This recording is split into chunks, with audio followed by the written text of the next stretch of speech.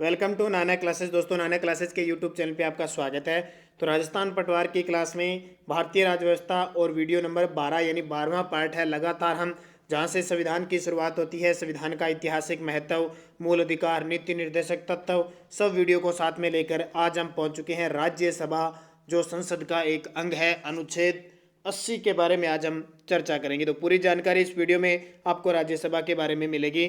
तो video start करते हैं, उससे पहले लाइक कर दो, शेयर कर दो। अगर आप चैनल पे नए हैं तो इसको सब्सक्राइब कर लो और इसके पास लगे बेल आइकन का घंटा दबा लो ताकि जो भी वीडियो अपलोड हो आप तक उसका नोटिफिकेशन पहुंच सके। तो स्टार्ट करते हैं आज के इंपॉर्टेंट क्वेश्चन। पहला क्वेश्चन देखिए, भारतीय संसद के अपर हाउस को किस नाम से जाना जाता है? भारतीय जो संसद है, अपर हाउस, उसको किस नाम से जाना जाता है? जैसा कि आपको पता ही है, टॉपिक हमारा राज्यसभा है, तो जाहिर सी बात है इसका उत्तर हो जाएगा राज्यसभा।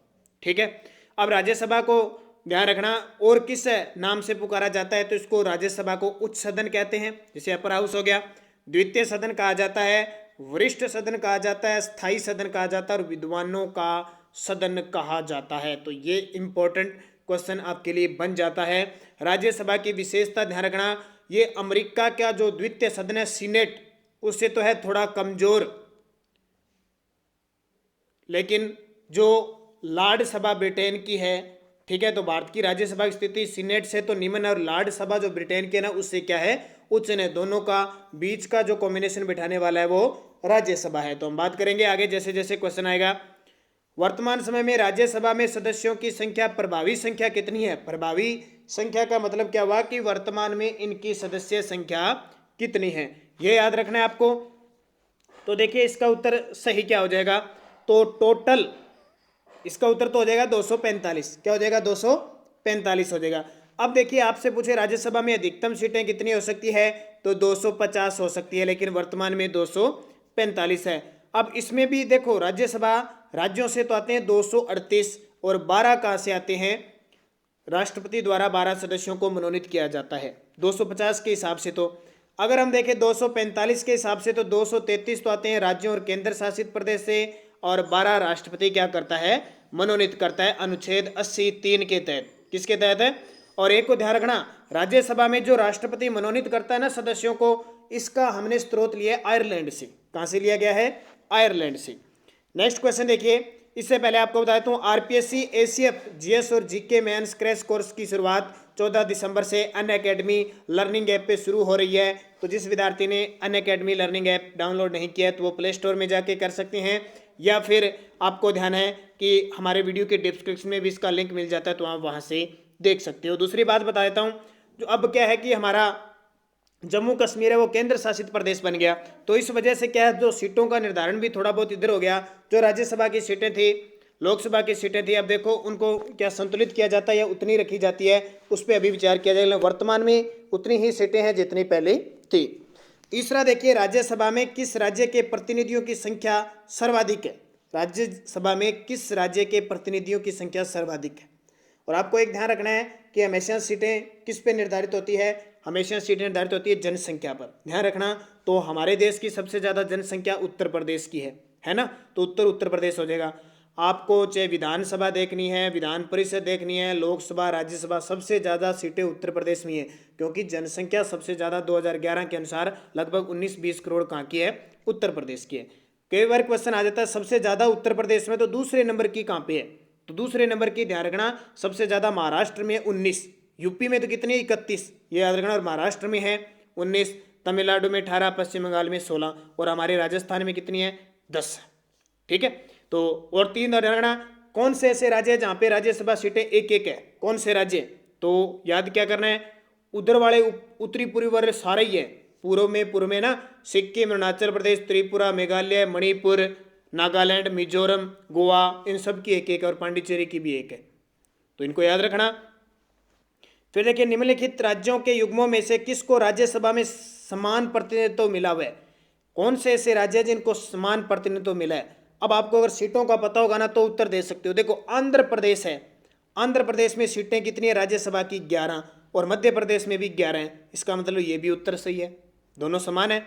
फिर देखो बिहार में कितनी है? बिहार में 16 सीटें, और पश्चिम बंगाल में भी 16 सीटें हैं। इसका मतलब ये भी समान है, यानी राज्यसभा की। और ये तो पॉइंट आपको याद रखना ही है, क्योंकि हमारे राजस्थान में राज्यसभा सीटें कितनी है 10, उसके समान उड़ीसा में भी 10 सीटें हैं। ये बेहद इंपॉर्टेंट, बड़ा जबरदस्त आंकड़ा याद रखना। आंध्र प्रदेश मध्य प्रदेश की एक जैसी है, बिहार पश्चिम बंगाल की एक जैसी है और उड़ीसा राजस्थान की एक जैसी। तो सारों का उत्तर क्या हो जाएगा भाई, उपरोक्त सभी। फिर देखिए राज्यसभा के चुनाव हेतु एक अभ्यर्थी की आयु निम्न में से कितनी होनी चाहिए। अगर आपको राज्यसभा का भाई चुनाव लड़ना है तो आपकी आयु कितनी होनी चाहिए, इंपॉर्टेंट है ना। तो आप कितनी बताओगे, तो आपको बतानी है 30 वर्ष। ध्यान रखना, राज्यों के अंदर विधान परिषद और संसद में जो राज्यसभा होती है उसकी 30 वर्ष होती है। 25 वर्ष किस किस की होती है, तो ध्यान रखना लोकसभा की होती है और विधानसभा की होती है। 35 वर्ष किस किस की होती है, राष्ट्रपति उपराष्ट्रपति और राज्यपाल, इन तीनों की होती है। फिर देखिए राज्यसभा के सदस्यों का कार्यकाल कितने वर्ष का होता है, बेहद इंपॉर्टेंट। राज्यसभा के सदस्यों का कार्यकाल कितने वर्ष होता है ये आपको याद रखना है। तो आपका उत्तर क्या हो जाएगा, 6 वर्ष होती है। अनुच्छेद 83, अनुच्छेद 80 में तो क्या है, राज्यसभा का गठन है। अनुच्छेद 80 के अंदर अनुच्छेद 83 में क्या है कि इनके सदस्यों का कार्यकाल 6 वर्ष होता है। लेकिन ध्यान रखना राज्यसभा का कार्यकाल नहीं होता है, क्योंकि वो एक स्थायी है, कभी भंग नहीं होती। इसके सदस्य हैं उनका कार्यकाल 6 वर्ष होता है। प्रति 2 वर्ष बाद 1/3 1/3 सदस्य क्या होते हैं, सेवानिवृत्त होते हैं और उनकी जगह नए चुने निर्वाचित होते हैं। फिर देखिए क्या राष्ट्रपति लोकसभा की भांति राज्यसभा को भंग कर सकता है क्या, सीधा सा क्वेश्चन आपके लिए, क्या राष्ट्रपति लोकसभा की भांति, तो ध्यान रखना नहीं कर सकता, क्योंकि जो राज्यसभा है वो एक स्थायी सदन है, इसको कभी भंग नहीं किया जा सकता। तो याद रखना इसको। फिर देखो लोकसभा और राज्यसभा में गणपूर्ति संख्या कितनी होती है। गणपूर्ति का मतलब क्या होता है कि जितनी कुल सीटें हैं उसका कितने सदस्य जब होंगे उपस्थित होंगे तब कोई बिल पारित होगा, यानी साधारण बिल के बारे में या कोई सहमति बनेगी। तो ध्यान रखना 1/10, ये लगभग में 1/10 होता है गणपूर्ति, और सीधा सीधा एग्जाम में आता है। इसका मतलब क्या हुआ, देखो मान लो राज्यसभा में 545 सीटें हैं, अगर उसका 1/10 यानी लगभग 55 लोग ही अगर राज्यसभा में उपस्थित होते हैं तो कोई राय की जा सकती है, कोई काम किया जा सकता है। फिर किस सदन में सदन का उस सदस्य, किस सदन में अध्यक्ष उस सदन का सदस्य नहीं होता है, यानी इनमें से कौन सा सदन है जिसका अध्यक्ष जो होता है ना उस सदन का सदस्य नहीं होता है। तो इससे पहले मैंने उपराष्ट्रपति पढ़ाया था आपको। तो राज्यसभा का जो पदेन अध्यक्ष होता है जिसको सभापति कहते हैं वो उपराष्ट्रपति होता है, और उपराष्ट्रपति तो एक निर्वाचित राष्ट्रपति है, तो वो किसी भी सदन का सदस्य नहीं होता है, राज्यसभा का सदस्य नहीं होता है। फिर भी वो क्या करता है कि सभापति तो उसके पास होता है, पदेन सभापति होता है और उसका सदस्य नहीं होता है। लेकिन जब बात आ जाए ना किसकी, जब वोटिंग डालने की, मतदान की बात आ जाए तो समान मत हो जाए, बराबर हो जाए तो वोट डालने का अधिकार है। ध्यान रखना विधान परिषद का सभापति होता है, सदस्य होता है, ध्यान रखना, और विधानसभा का अध्यक्ष तो होता ही है, लोकसभा का भी होता है। राज्यसभा का सभापति राज्यसभा सदस्य द्वारा चुना जाता है, लोकसभा राज्यसभा के सदस्यों द्वारा संयुक्त रूप से चुना जाता है या राष्ट्रपति द्वारा नियुक्त होता है। ये क्वेश्चन काफ़ी इंपॉर्टेंट है और लगते आपको आसान है, फिर भी कई बार गलत हो जाता है। उत्तर इसका क्या होगा आप बता सकते हो। तो सही जवाब है लोकसभा और राज्यसभा के सदस्यों द्वारा संयुक्त रूप से चुना जाता है। होता है ना, राज्य जो उपराष्ट्रपति होता है उसका चुनाव कौन करता है, लोकसभा और राज्यसभा के सभी सदस्यों के द्वारा निर्वाचित होती हैं। तो राष्ट्रपति नियुक्त नहीं करता है, ध्यान रखना, कभी शपथ दिलाता है राष्ट्रपति। तो सही जवाब हो जाएगा। राज्यसभा के उपसभापति का निर्वाचन कौन करता है। अब आती है उपसभापति की बात, क्योंकि एक सभापति होता है एक उपसभापति। तो उपसभापति का जो होता है वो राज्यसभा के सदस्य करते हैं और इसका कार्यकाल 6 वर्ष होता है, और जो सभापति या उपराष्ट्रपति है उसका कार्यकाल कितना होता है, 5 वर्ष होता है। ये भी ध्यान रखना। स्वतंत्र भारत के राज्यसभा के प्रथम सभापति कौन थे। अब सारे विद्यार्थी जानते हैं कि हमारे देश के प्रथम उपराष्ट्रपति डॉक्टर सर्वपल्ली राधाकृष्णन थे, लेकिन जब ये नाम आ जाए तो वो दिमाग में नहीं सोचते हैं कि सभापति होता है ना वही उपसभापति, जो सभापति होता है वही कौन होता है, राष्ट्रपति होता है। तो हमारे देश के जो राष्ट्रपति हैं वही वो है।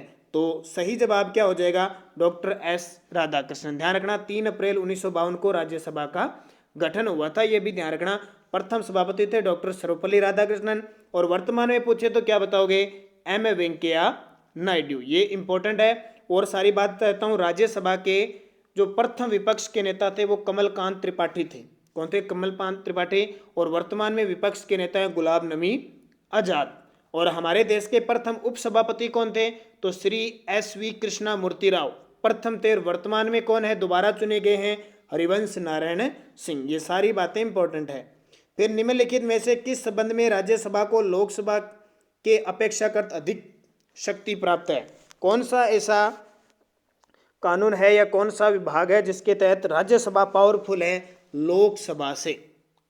तो आपको पता होगा, नई अखिल भारतीय सेवाओं का जब गठन करना होता है ना, नई अखिल भारतीय सेवाओं का सर्जन करना होता है, अनुच्छेद 312 के तहत या समाप्त करना है। जैसे आज़ादी से पहले IPS भारतीय पुलिस सेवा, IAS भारतीय प्रशासनिक सेवा ये थी, लेकिन 1966 में एक पद और आ गया IFS भारतीय वन सेवा को जोड़ा गया। तो ये अधिकार राज्यसभा को है नई अखिल भारतीय सेवाओं का गठन करना। ये भी ध्यान रखना, तो बहुत इंपॉर्टेंट है। अनुच्छेद क्या कहता है? 312। और राज्य सूची के विषय पर कानून बनाने का अधिकार भी राज्यसभा को है अनुच्छेद 249 के तहत। और उपराष्ट्रपति को अपने पद से हटाने का अधिकार भी केवल राज्यसभा के पास है अनुच्छेद 61 के तहत। ये सारी बातें आपके लिए इंपॉर्टेंट। और धन विधेयक को राज्यसभा केवल 14 दिन तक रोक सकती है, उसके बाद में इसका कोई अधिकार नहीं होता। तो ये सारे इंपॉर्टेंट। राज्यसभा धन विधेयक पर अपनी सहमति कितने दिनों तक रोक सकती है? तो ये आपको पता ही है, धन विधेयक पर लोकसभा पावरफुल होती है, तो राष्ट्रपति की पूर्व अनुमति ली जाती है और फिर लोकसभा पारित कर देता है, फिर राज्यसभा के पास 14 दिन के लिए भेजते हैं। राज्यसभा को भंग करने में कौन सक्षम है? अध्यक्ष राज्यसभा का, राष्ट्रपति, संसद का संयुक्त सत्र या उपयुक्त में से कोई नहीं। राज्यसभा को भंग करने में सक्षम कौन है? तो उत्तर क्या हो जाएगा? क्योंकि राज्यसभा कभी भंग नहीं होती, उपयुक्त में से कोई नहीं। तो कल आपका टॉपिक होगा लोकसभा, ठीक है। हर रोज एक टॉपिक होता है। कल लोकसभा के बारे में चर्चा करेंगे, उससे पहले राष्ट्रपति, उपराष्ट्रपति सबके बारे में चर्चा हमने कर ली। दोस्तों वीडियो को लाइक जरूर किया करो, शेयर किया करो भी। अब आप कहते हो सर पॉलिटिकल का वीडियो नहीं आता, क्या करें डाल के? 200 से 300 विद्यार्थी देख रहे हैं, पटवार का एग्जाम तो 13 लाख देंगे। तो ज़्यादा से ज़्यादा अपने ग्रुपों में शेयर तो किया करो, एक से एक रोज जोड़ा करो, ताकि हम इस वीडियो को आगे बढ़ाएं। अब 200-300 के लिए वीडियो देना बहुत मुश्किल काम हो जाता है, इसलिए थोड़ी दिक्कत आती है, ठीक है। तो शेयर किया करो ज़्यादा से ज़्यादा और सपोर्ट किया करो। राज्यसभा के सदस्यों को नामित करने का अधिकार किसको है? तो ये तो पता ही है किसको अधिकार है, तो ये राष्ट्रपति को अधिकार है। 12 सदस्यों को राष्ट्रपति मनोनीत करता है। कौन सा? अनुच्छेद 80 है, लेकिन भाग 3 है जिसको ग कह सकते हैं, ठीक है, C कह सकते हैं। और किससे प्रक्रिया ली है हमने नामित करने की? तो ये आयरलैंड से, जिसको मनोनीत कहते हैं। राष्ट्रपति द्वारा राज्यसभा के लिए कला, साहित्य, विज्ञान आदि क्षेत्रों से 12 सदस्यों को मनोनीत करने की व्यवस्था भारतीय संविधान के किस अनुच्छेद के अंतर्गत है? तो अभी मैंने बता दिया, अनुच्छेद 80। राज्यसभा सामान्य विधेयकों को अधिकतम कितनी अवधि के लिए रोक सकती है? राज्यसभा जो सामान्य जो विधेयक है ना, उनको 6 महीने के लिए रोक सकती है। ध्यान रखना, वित्त विधेयक है ना, उसको तो 14 दिन ही रोक सकती है, लेकिन सामान्य विधेयक को 6 माह तक अपने पास रख सकती है। सर्वप्रथम किस फिल्म अभिनेता को राज्यसभा का सदस्य मनोनीत किया गया था? किस फिल्म अभिनेता को राज्यसभा का? तो ये आपको पता ही है, पृथ्वीराज कपूर ये अभिनेता है जिनको चुना गया था। और प्रधानमंत्री पद पर नियुक्त होने के समय निम्न में से कौन राज्यपाल का सदस्य था? ये राज्यसभा का सदस्य, ध्यान रखना, राज्यसभा का सदस्य था। यानी ऐसे हमारे भारत के प्रधानमंत्री आए हैं जो प्रधानमंत्री भी थे या उस पहले थे राज्यसभा के सदस्य थे। तो इसको भी आपको याद रखना है, क्योंकि एग्जाम में यहाँ से पूछा जाता है। तो उत्तर बता देता हूँ मैं, इंदिरा गांधी भी थी, इंद्र कुमार गुजराल भी थे और मनमोहन सिंह जी, तीनों ही थे। कौन कौन? इंदिरा गांधी, IK गुजराल जिसको कहते हैं, मनमोहन सिंह, ये तीनों ही ऐसे प्रधानमंत्री थे जो क्या है कि यानी प्रधानमंत्री बने कह सकते हैं, या उसके बाद में भी राज्यसभा के सदस्य थे। जैसे प्रधानमंत्री बन गए तो प्रधानमंत्री बनते हैं तब भी सदस्य थे। और जैसे आपको मनमोहन सिंह जी की कहानी आपको पता है, मनमोहन सिंह जी कहाँ से थे पता है ना आपको? मनमोहन सिंह जी असम राज्य से विधानसभा सदस्य थे। और एक बड़ी बात देखो, वर्तमान में डॉक्टर मनमोहन सिंह किस राज्य से राज्यसभा निर्वाचित हैं, राज्यसभा सदस्य निर्वाचित है? ये कमेंट करके आपको बताना है, जल्दी से कमेंट कर दीजिए। उसके बाद में मैं एक चीज़ और बता देता हूँ, इंदिरा गांधी, इंद्र कुमार गुजराल और मनमोहन सिंह के अलावा HD देवगौड़ा ऐसे प्रधानमंत्री थे जो राज्यसभा के सदस्य थे। राज्यसभा का सर्वप्रथम गठन कब हुआ? तो ये अभी मैंने आपको बता दिया, जो राज्यसभा का जो गठन हुआ था वो हुआ था 3 अप्रैल 1952 को। राज्यसभा कब भंग की जाती है? किस समय राज्यसभा है वो भंग की जाती है? तो बार बार क्वेश्चन आ रहा है, क्योंकि एग्जाम में इस तरह का क्वेश्चन आता ही आता है, कभी भंग नहीं की जाती। हमारे संविधान के अनुसार राज्यसभा का कार्यकाल, हमारे संविधान के अनुसार राज्यसभा का कार्यकाल कितना होता है? तो जाहिर सी बात है आप इसका उत्तर दे सकते हो कि कभी भी समाप्त होने वाला विषय नहीं है, बल्कि इसके सदस्यों का कार्यकाल 6 वर्ष होता है। और दूसरा, जो विद्यार्थी राजस्थान पटवार की तैयारी कर रहे हैं उनके लिए मैं आपको बताता हूँ, राजस्थान करंट अफेयर्स की हमारी ई बुक उपलब्ध है। ई बुक का मतलब PDF उपलब्ध है। तो अगर आपको वो PDF लेनी है, PDF कहाँ से कहाँ तक मिलेगी? जनवरी से लेकर आपको अक्टूबर नवंबर 2020 तक, ठीक है। प्लस इसके साथ फ्री मिलेगी जनवरी टू दिसंबर 2019 की। इसके लिए आपको देने पड़ेंगे 50 रुपये। कितने? 50 रुपये भाई पे करने पड़ेंगे। किस नंबर पे करोगे? 8094496272 पे करने होंगे। ये आप गूगल पे, फ़ोनपे या पेटीएम कर सकते हो, और तुरंत आपको इसी नंबर पे व्हाट्सएप पे PDF तुरंत मिल जाएगी, आप उसका स्क्रीनशॉट दे देना। लोकसभा द्वारा विचारार्थ भेजे गए वित्त विधेयक को राज्यसभा अधिकतम कितने समय तक रोक सकती है? अधिकतम कितने समय तक रोक सकती है? तो जब वित्त विधेयक का मामला आता है तो आप सिर्फ 14 दिन ही करोगे। राज्यसभा किसके द्वारा भंग की जा सकती है? राज्यसभा किसके द्वारा भंग की जा सकती है? तो किसके द्वारा? किसी से भी नहीं की। ये देखो, अभी यूपीएससी के अंदर 2013 में क्वेश्चन आया था ये। फिर देखिए, निम्न में से कौन सा सदस्य वे बिना इसके अध्यक्ष के रूप में कार्य कर सकता है? निम्न में से कौन सदन का सदस्य वे बिना इसके अध्यक्ष के रूप में कार्य करता है? तो भारत का उपराष्ट्रपति होता ही आपको। देखो, क्वेश्चन इसी प्रकार के आएंगे एग्जाम के, ज़्यादा कोई इधर उधर के क्वेश्चन नहीं आएंगे। बस क्वेश्चन यहाँ गलत नहीं होना चाहिए, जिस प्रकार से मैंने आपको बताया, तो क्वेश्चनों में त्रुटि नहीं हो किसी प्रकार की, और बार बार घूम फिर के वापस यही क्वेश्चन आ जाते हैं, ठीक है। तो ये आपका क्या हो गया? भारत का उपराष्ट्रपति।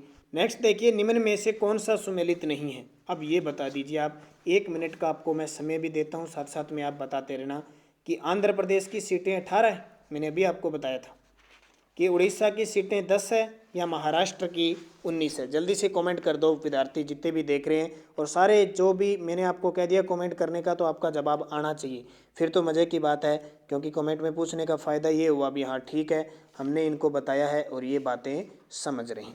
देखो, आंध्र प्रदेश में 18 सीटें हैं क्या? पहले तो ये देखो,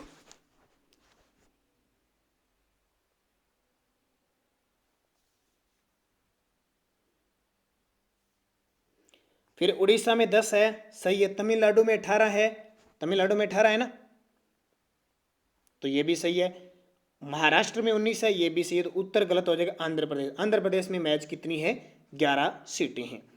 फिर देखिए, निम्न में से किसे राज्यसभा में पहले पुनः स्थापित नहीं किया जा सकता? निम्न में से किसे राज्यसभा में पहले पुनः स्थापित पेश नहीं किया जा सकता? कहने के मतलब, पुनः स्थापित पेश नहीं किया जा सकता, तो वार्षिक वित्तीय विवरण है, क्योंकि पहले कहाँ होता है? लोकसभा में होता है। तो ये आपके लिए इम्पोर्टेंट है।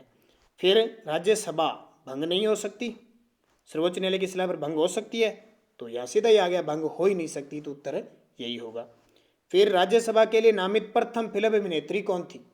तो ये जानते हो आप, नरगिस दत्त प्रथम अभिनेता थे, पृथ्वीराज कपूर, और प्रथम अभिनेत्री कौन थी? नरगिस दत्त। ये 30 क्वेश्चन आपके इम्पोर्टेंट हो गए राज्यसभा के। और हमारा हर महीने सुबह 7:30 पर Rajasthan plus India current affairs की क्लास आती है, और पूरा मंथ होते ही आपको पूरे मंथ के टॉप 100 क्वेश्चनों का वीडियो उपलब्ध करवाया जाता है। तो जो विद्यार्थी नए हैं, जुड़े हुए हैं, लाइक शेयर करें और सब्सक्राइब करें चैनल को। और प्ले लिस्ट बनी हुई है, सारे के सारे हर मंथ के वीडियो हमारे चैनल पे उपलब्ध हैं। तो प्ले लिस्ट में जाके देखिए, आपको राजस्थान जीके खूब मिलेगा, और भी सारे जितने भी हैं हर प्रकार के आपको हमारे इस चैनल पे प्राप्त होंगे। करंट अफेयर्स है, मंथली है, 6 मंथ, 9 मंथ, बहुत कुछ है। तो धन्यवाद। जय हिंद, जय भारत।